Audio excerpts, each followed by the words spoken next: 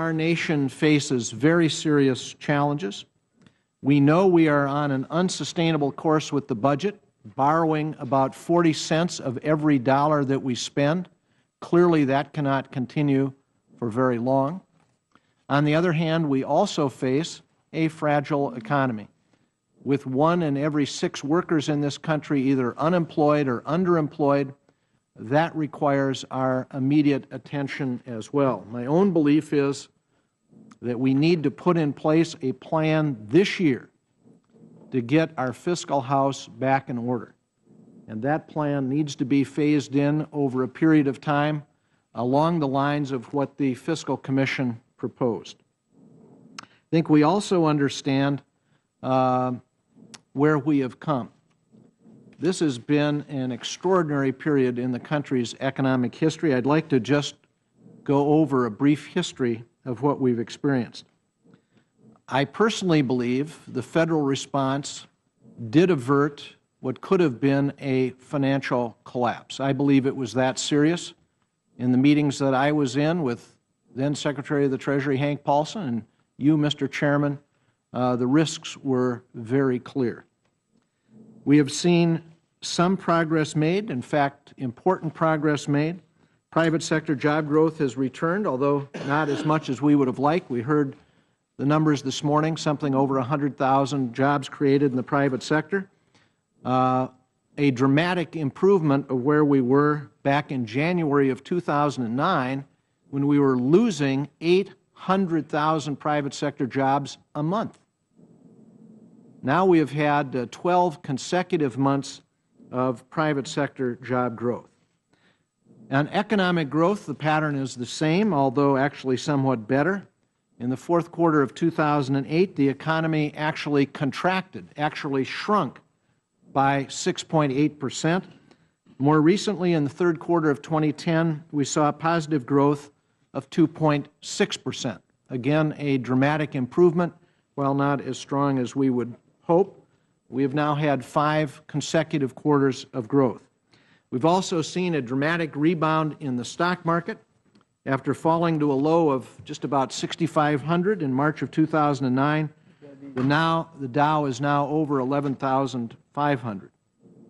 And 2 of the most respected economists in the country, Mark Zandi, who was a consultant to the McCain campaign, and Alan Blinder, the former Deputy Chairman of the Federal Reserve, did an analysis that measured the impact of Federal actions, the TARP and stimulus, and also included the Fed's monetary policy actions, and they concluded as follows. We find that its effects on real GDP, jobs, and inflation are huge, and probably averted what could have been called Great Depression 2.0. When all is said and done, the financial and fiscal policies will have cost taxpayers a substantial sum, but not nearly as much as most had feared, and not nearly as much as if policymakers had not acted at all. If the comprehensive policy responses saved the economy from another depression, as we estimate, they were well worth the cost. This next chart shows Dr. Blinder and Dr. Zandi's estimate of the number of jobs we would have without the Federal response.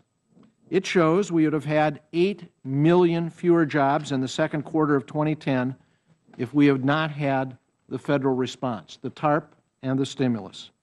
We see a similar picture with the unemployment rate. The unemployment rate averaged 9.7% in the second quarter. According to Dr. Blinder and Dr. Zandi, if we had not had the Federal response, the unemployment rate would have been 15% in the second quarter and would have continued rising to over 16% in the fourth quarter of 2010. So clearly, the Federal response to the economic crisis has had and continues to have a significant positive impact on the economy. But we are not out of the woods. We can't forget that, as I mentioned before, 1 in every 6 of our fellow citizens are either unemployed or underemployed. The unemployment rate in December, which was also announced this morning, was 9.4%. This is still far too high. And Federal Reserve projections show the rate is likely to come down only slowly, averaging still in the high 8 percentage point range by the fourth quarter of 2012. But as I noted, we must now also pivot to addressing the long-term fiscal imbalances that the country confronts. I believe we are at a critical juncture. We have been borrowing, as I mentioned earlier, 40 cents of every dollar that we spend. That cannot continue much longer. Spending is at the highest level as a share of our national income in 60 years. Revenue is at its lowest level as a share of our national income in 60 years.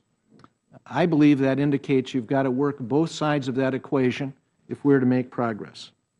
Gross federal debt is already expected to reach 100% of GDP this year, well above the 90% threshold that many economists see as the danger zone. A leading economist came before our commission and has come before this committee, Dr. Carmen Reinhart, who has studied 200 years of fiscal crises around the world. She concluded that when government debt as a share of the economy exceeds 90%, and she's referring here to gross federal debt, that economic growth tends to be about 1 percentage point lower than it would be if debt levels were not so high. If that association were applied to the United States today, it would translate into a potential economic loss of hundreds of billions of dollars and substantially fewer jobs for Americans. So I believe the deficit and debt reduction plan assembled by the Fiscal Commission could provide a blueprint and a way forward. The plan would stabilize the publicly held debt by 2014 and then lower it to 60% of GDP by 2023 and roughly 30% by 2040. I emphasize that's the publicly held debt, not the gross debt. The bipartisan commission voted for the plan. 60% of us supported it. Interestingly enough, 5 Republicans and 5 Democrats and 1 independent. I think that demonstrates that we can reach across the aisle to do things that are critically important for the country. Facing up to the debt threat is something we must do, and we must